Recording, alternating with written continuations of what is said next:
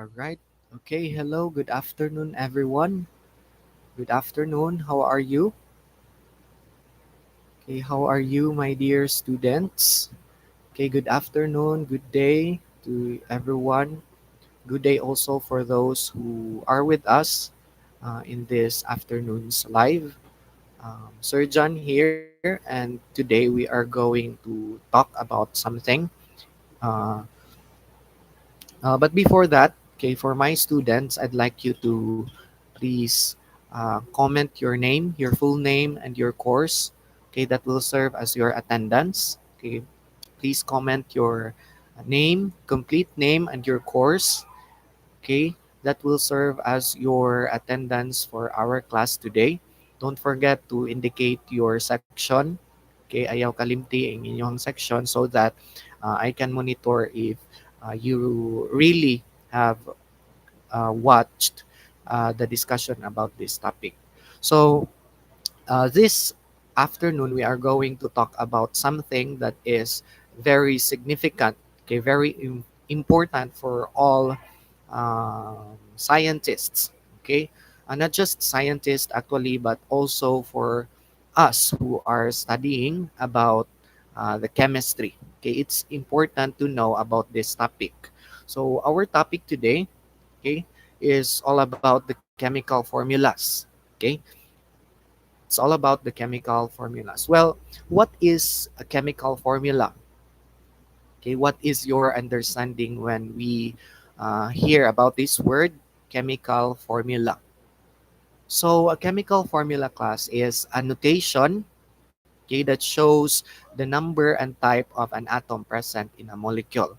Again, I repeat, a chemical formula is notation. It is a notation that shows the number and type of atom in a molecule. Meaning to say, it shows us the proportion, okay, the number, okay, the quantity of the atom that is present in a molecule. And it also shows us, class, it also shows us what are those different elements that are present in a compound. Okay, so what are those elements that are present in a compound or in an atom? Okay, so why do we have chemical formulas? What's our purpose? What's the reason why we do chemical formulas? Okay, so we have chemical formulas in order to express the composition of molecules and ionic compounds in terms of chemical symbols. So meaning to say, it's our way, okay, it's our effort, okay, in order for us to easily, okay, to easily identify the chemicals in, and of course, for us to write it in a short way, well, compared to um, when we really or actually name the formula, the name of a compound. So it's, some compounds has a long name when it is written. So a chemical formula is a great help for us. Okay, aside from that help, it will also show us, as what I have said earlier, the quantity, the proportion of the atoms in a molecule. So there are set of rules. There are rules that we need to follow, class. Okay, there are a set of rules that we need to follow, okay, when giving or writing a chemical formula. Okay, so I will give you a hint for you to easily name, okay, a formula. So make sure, of course, make sure that you already familiarize the different names of the element in the periodic table. Make sure that you have memorized them, okay, or at least get familiarized with the names and symbols of the elements in the periodic table. Okay, if you have time, you also memorize the different ions. Okay, you have there in your periodic table at the lower part. Okay, you have there anion and cation. Much better if you memorize them. All right, so let's proceed with the set of rules that we need to remember. Okay, rules in writing chemical formulas. So the first rule: Okay, for metals, non-metals, and noble gases, their symbol stands for the formula. Okay, so as what I have mentioned earlier, okay, if you are familiar with the symbol and the corresponding name of the different element, the rule number one would be easy for you. So mas madali yung pagbigay mo ng pangalan, okay, or at ng simbolo sa isang elemento if of course you memorize them or at least familiarize them from your periodic table. However, in um, might be some of our quizzes, our tests, okay, the examiner will allow you to use the periodic table. So that's good. However, if you are taking LET or licensure examination for teachers, okay, the periodic table is not required. So much better if you get familiarized. So in this rule class, okay, if it's metal, okay, non-metal and noble gases, okay, you just to indicate their chemical formula, you just easily write its symbol. Okay, its corresponding symbol will stand as its corresponding formula. Since this is stable, okay, they are stable element. Meaning, I mean, it's not stable, but they are in uh, what we call that. They haven't undergone reaction yet. Okay, so wala pa sila ning undergo, hindi pa sila nag-undergo ng reaction. So just indicate them with their symbol, corresponding symbol. So you might have think, okay, you might think why the non-metals, I mean the semi-metals or the metalloids were not indicated in the first rule. Okay, so for semi-metals or metalloids with covalent and network structures like the silicon, okay, and other many other semi-metals, we don't usually write the formula in terms of isolated molecules because the structure extends indefinitely in all direction. So iba yung structure na niya. Okay, that's why um, we haven't included it in our first rule. But generally, for an element that haven't undergone a reaction yet, okay, we just give a chemical formula, okay, by just giving their symbol. So ibibigay lang natin yung corresponding na symbol ng isang elemento, okay, from one element. Okay, so that's the first rule. So it's just easy. For the second rule, okay, for the second rule, this is for active gaseous elements. Okay, active gaseous elements. Okay, they are written correctly by taking two atoms of the element since they form diatomic molecules. Again, I repeat, for active gaseous elements, they are written correctly by taking two atoms of the elements since they form diatomic molecule. So, ibig sabihin, class, so it means that this group of elements go a react action with it. Okay, so kailangan niyang mag-undergo ng reaction with itself to attain stability. Okay, that's why it's called diatomic molecules. Okay, from the prefix di means two. So dalawa atoms, okay, that react together to form this gaseous element. So you might think, sir, or you might ask, sir, why does it react to itself? Okay, nganong man siya sa iyahang kaugalingon? Bakit siya nag-react sa sarili niya? Okay? So, these elements class, okay, like this oxygen, hydrogen, fluorine, nitrogen, chlorine, bromine, and iodine, these are non-metals, right? Okay? So, these elements they are highly reactive. Okay? They have high electronegativity. Okay, so meaning to say they tend to react easily, okay, to undergo reaction easily, and that's why they tend to react to itself in order to attain stability.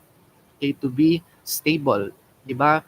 We've mentioned it on our previous discussion that if an element, okay, excluding the noble gases, of course, is not have not yet attained the octet rule. Okay, our octet rule. Okay, eight number of electrons in the valence shell. Okay, they must react. They tend to react in order to be stable. So ganun talaga yung uh, that's the role of an element to attain stability. Okay, so that is rule number two. Okay, just always remember that for the gaseous element, okay, gaseous elements, you can memorize that one. That's just few of them. Okay, so they require two atoms of the same element. Okay, like for example, this oxygen. Okay, for the oxygen, we have two atoms, hydrogen, two atoms, fluorine, also two atoms, nitrogen, chlorine, bromine, and iodine. Okay, to be stable. So that's how we give chemical formula for the gaseous elements. So this time, okay, so we will proceed to rule number three. Okay, okay, this is for compounds. Okay, when we say compound, ano yung compound? Based on our previous discussion, a compound is a combination of different elements. Okay, it's a combination of different elements. Okay, okay, to write or to give the chemical formulas for compounds, you have to write the symbol of the positive element followed by the negative element together with their oxidation number or charge. Okay, sir, where would I get the oxidation number? Okay, so you have your periodic table. Okay, mayroon kayong mga periodic table na ibibigay, okay, or you have it at your uh, own place. You have your personal periodic table of elements. So it's indicated there at the top part of your periodic table at the middle. Okay, the key information. Okay, may periodic table kayo. Tingnan nyo sa itaas na bahagi, sa gitna, bandang gitna. Okay, there's a key information there and there is a label that says oxidation state. Okay, oxidation state. Okay, so that pertains to the oxidation number or charge of an element. And that's important for you to give the right formula, okay, of a compound. So dapat alam mo 'yan. Okay, actually there are some element that has only one oxidation number, but there are also some that has two or three oxidation number or charges. So you need to get familiarized with them, but it's indicated in your periodic table. No need to worry. And for those who will be having licensure examination, okay, for this type of questions, don't worry because most of the time, okay, the oxidation number is indicated. Okay, except for those uh, familiar familiar ions. Okay, for ionic compounds to be electrically neutral, the sum of the charges on the cation and anion in each formula unit must be zero.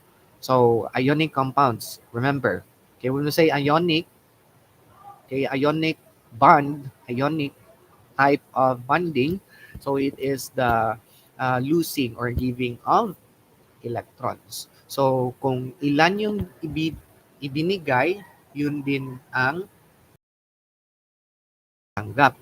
Okay, so whatever is the number of the electrons being shared, I mean being given, okay, that's the number of electrons that by the other element. Okay, so when the positive valence are of the same number, the formula is correct as it stands. Okay, so let's have to recall first about the cation and anion. Okay, so how can we say that it's a cation? How can we say that it's a cation? Okay, it's a cation if it is a positively charged ion. Okay, so meaning to say, ito yung nagbibigay ng electron. Okay? And when can we say that it's an anion? Okay, when it's a negatively charged ion. Okay? Ito yung tumatanggap. So this is how you will give the chemical formula for this. Let's have, for example, the sodium chloride. So what is the chemical formula for sodium chloride? To break that down, okay, so you will look first for the first part of the name. Okay? So you have the name sodium chloride. So tingnan mo muna yung sodium. Okay? So pag meron ka ng sodium, you look at your periodic table, look for sodium, okay? And you get the oxidation number of sodium. Okay? You get the oxidation number of sodium. Okay. It's indicated there. You look at your periodic table at the below. Okay? Nasa pinakababa ng iyong periodic tables, the anion. I mean the cation because it's positively charged. You look for sodium na cation. Okay, it's there. Nasa ubos sa imuhang periodic table. Okay, kanang nasa mga ions and charges na nasa ubos sa periodic table. Nasa baba ng iyong periodic table. So, you can have the symbol Na plus. Okay, Na plus. Okay, the plus there indicates the charge, positive. Okay, next, the second part of the name is the chloride. Okay, you look at the symbol for chloride in the anion. Okay, below your periodic table, nasa baba. Okay, and the symbol is Cl, okay, minus. Okay, minus is the exponent which indicates the charge. Okay, not charge. So, to give the formula, okay, you look at the exponent. So you have there positive 1 and negative 1. Okay, so what is positive 1 plus negative 1? Okay, of course, that is no need to write a number at the top. That's why you L. Okay, so you have an ACl. All right, so don't worry because you are free to refer to your periodic table for the oxidation number of each element found on the second row, the upper right most side. Okay. From the rule, the sum of charges on the cation and anion of each formula must be okay, equal to 0. Okay, dahil positive 1 plus negative 1 is 0. And thus, the formula for sodium chloride is NaCl. Okay, so we have here a second example. We have calcium oxide. Okay, calcium oxide, the same process. You chunk the name. Okay, you go first with the first part, calcium. Okay, and then you go to anion. You look for the calcium symbol of it's not an ion, it's cation because it's positively charged. Okay, you go to your periodic table, you look at the cations and you look for calcium. Okay, you look for calcium. What's the symbol? That is, okay, Ca2 plus. Okay, Ca2 plus. Okay, 2 plus is the exponent. And after that, you proceed to the second name, oxide. Okay, the second part of the name, oxide. Then you look for an ion, okay, and look for oxide and write its symbol O2 minus or O2 negative.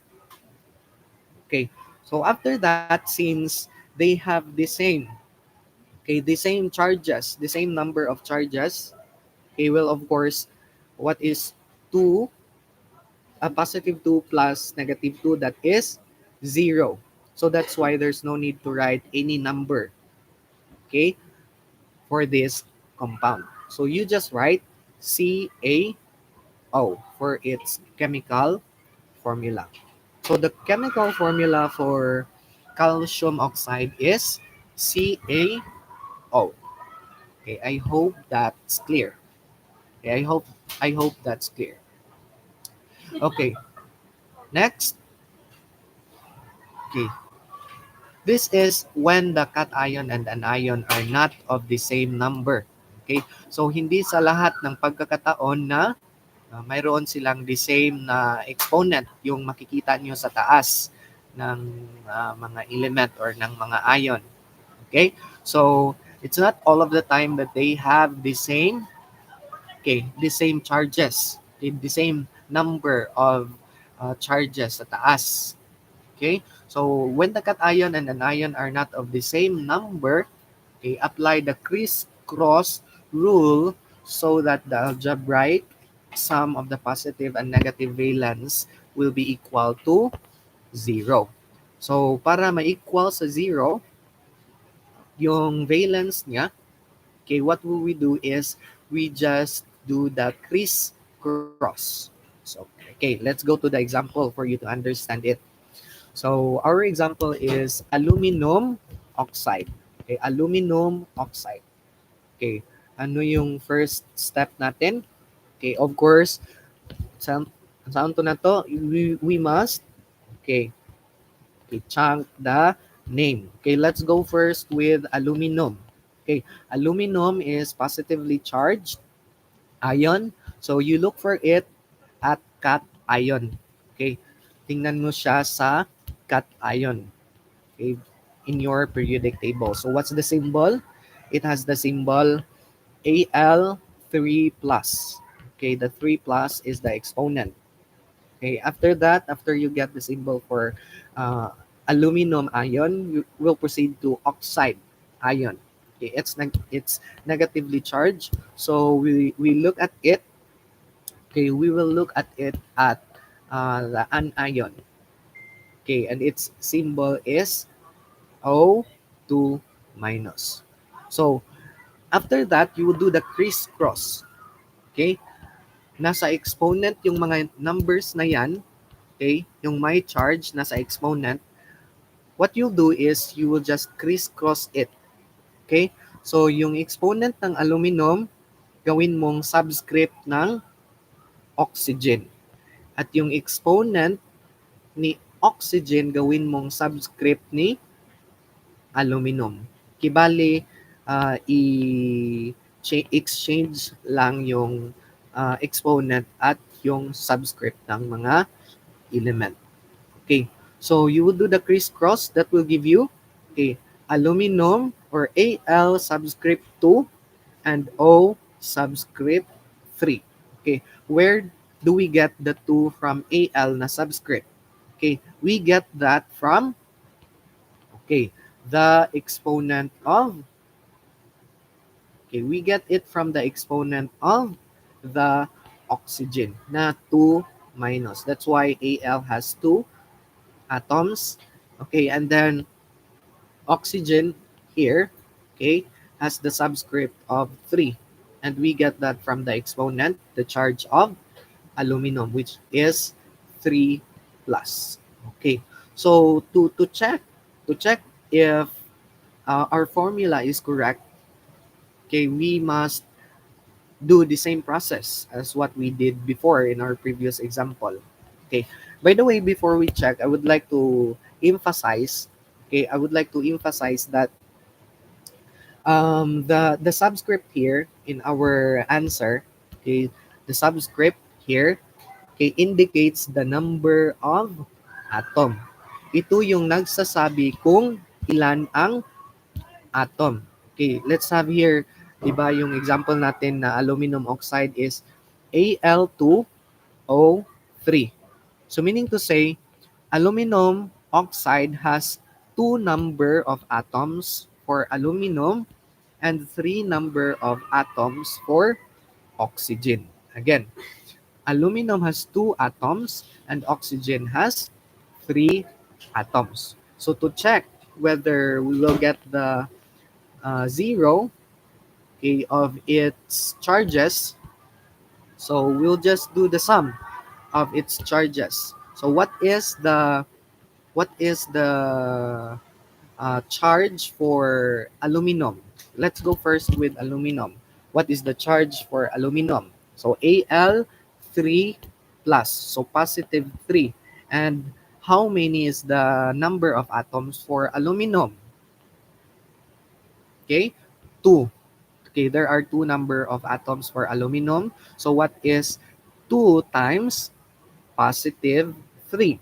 Okay, that is positive 6. That is positive 6. Now let's proceed to oxygen.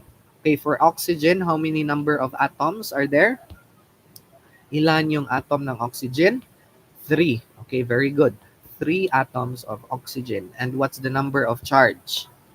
Okay, 2 minus or 2 negative. What is positive 3 times negative 2? That is negative 6. Now, what is positive 6 plus negative 6? Again, what is positive 6 plus negative 6? That is equal to 0. Thus, the formula is Al2O3. Our answer is correct. Okay, very easy. That's just how we give the chemical formula for uh, cation and an ion with different charges, okay, with different number of charges. All right. Okay, next, another example for this, we have calcium chloride. Okay, the same process. You chunk the name. Okay, you look for calcium symbol. Okay, that's a cation. So you look for it at cation. Nasa baba ng iyong periodic table. Okay, it has symbol Ca2 plus and chloride sa symbol Cl negative. So you'll do the crisscross. Okay, yung mga exponent gawin mong subscript, however ipagpalit mo, i-exchange. Okay, yung exponent ni calcium gawin mong subscript ni chlorine. Okay, at yung exponent ni chlorine gawin mong subscript ni calcium. Okay, and that will give you Ca1Cl2. Okay, that will give you Ca1Cl2. So always remember this one. Remember this. So when there's a subscript na 1, okay, or exponent na 1, okay, there's no need to write the number. Okay, okay, there's no need to write number 1, okay, in the chemical formula. Okay, since 1 naman siya, understood na yan. Understood. So you omit 1, okay, you just write CaCl2. Okay, I hope that's clear. That's just very basic. Okay, let's proceed. Next rule. This rule is for the polyatomic ion. Okay, it involves ion that has different atoms. Okay, various of atoms. That's why they are called polyatomic ion. Okay, so when a polyatomic ion in a formula is taken more than once, okay, let's say for example there are various ions present with, of course, different atoms present that are come together. Okay, more than once, it should be enclosed in a parenthesis. Okay, don't forget to put parenthesis with the correct subscript placed outside the parenthesis to indicate that that subscript that you put outside the parenthesis is applicable to both of the component, to both of the atoms.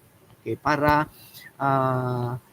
para it can indicate the number of atom for both of the components. So let's proceed to the example para mas maintindihan, okay, so that you can understand it easily.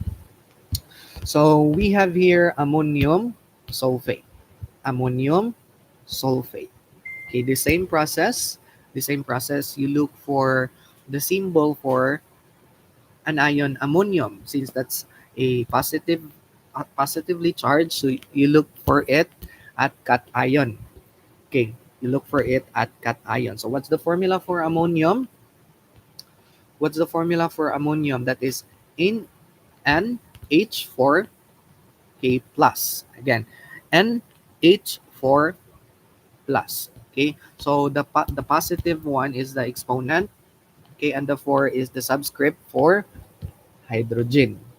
Okay, meaning to say meron siyang isang atom ng nitrogen at and 4 atoms of hydrogen.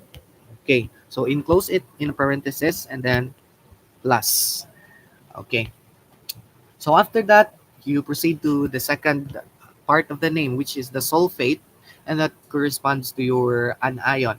Okay, you look at your periodic table, it's indicated there, it's the symbol is given, and the symbol is SO4 2 plus. Okay, I mean 2 minus. The 2 minus is your exponent. Okay, that's your exponent.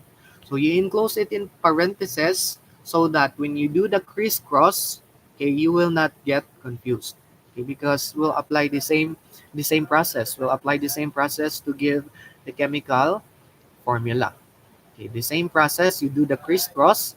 So for the NH4, okay, to put the subscript for NH4, you get the exponent of the SO4, okay, the sulfate. Okay, and for your subscript sa sulfate, you get the exponent, the number of exponent from the ammonium NH4. So that will give you an answer. Open parenthesis NH4, close parenthesis 2. Okay, saan galing yung, where did we get this? Where did we get 2? This one. Okay, look at the cursor. Where did we get 2? Okay, we get this subscript 2 from the exponent of sulfate. 2 minus. Okay, 2 minus. Okay, so after that, let's proceed to the second one. SO4, and what's the subscript? Okay, what's the exponent for ammonium? 1. Since it's 1, there's no need to write. Okay, so therefore, walang number sa labas, kaya pwede na nating i-omit si parenthesis. Okay, so that's just the same process. You do the crisscross. Okay, get the number of the exponents and ilagay sa kabilang ion. So that will give us our final answer, ammonium sulfate, with a symbol like this. Okay, so the same process and the same procedure is applied with this second example, barium sulfate. Okay, you look for the symbol for barium and also the symbol for phosphate ion, okay, in your periodic table. And then the same principle, don't forget to enclose it in parentheses when there is a number that can indicate, okay, to that group of element, group of atom in an ion. Okay, so yung indication lang, class, is, okay, just like this one. Kapag magkatabi yung magkaibang number, okay, example this one, si 4 at si 2, since magkatabi sila, it is really significant and important to enclose it in parentheses para hindi mo mapagsama si 4 and 2. Okay, so meaning to say, in things like this, okay, it means that, okay, the 2 also corresponds to the number of atom for phosphate, and it also corresponds to the number of atom in of oxygen. Okay, so let's talk first how we get this chemical formula. So we just do the crisscross, the same procedure. So we write Ba subscript 3. Where did we get 3? It comes from the exponent of phosphate.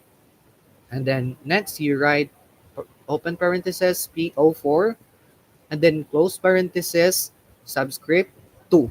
Where did we get the subscript 2? We get it from the exponent of barium, not 2 positive. Okay? So this formula Okay, this formula means class. Okay, di ba we've mentioned it that the definition of chemical formula, it shows us the number of atoms present in a molecule. Okay, so how does it apply? So we have here barium phosphate. Okay, for this one, it tells us that barium has three number of atoms. Okay, and phosphate has how many number of atoms? Two. It has two number of atoms because we have here a parenthesis.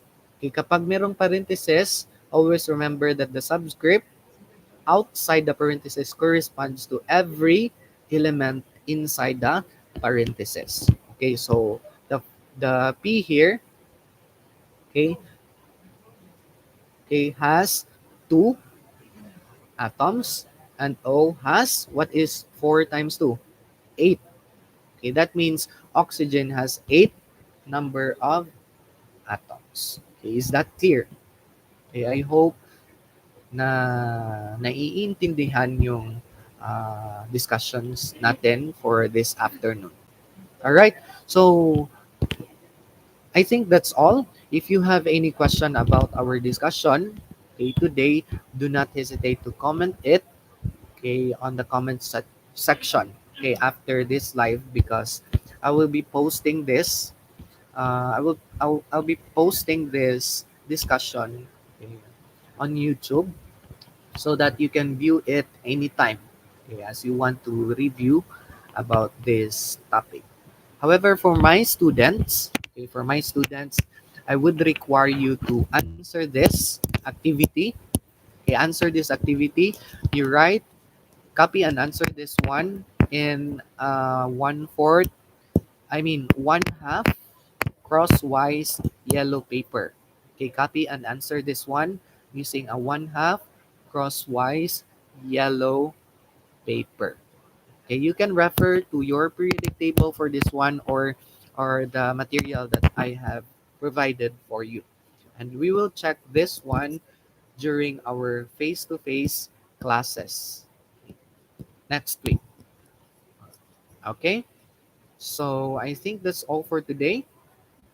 Okay, thank you so much for joining our discussion. I hope that you learned something from what we tackled today. All right. Goodbye and see you on our next discussion.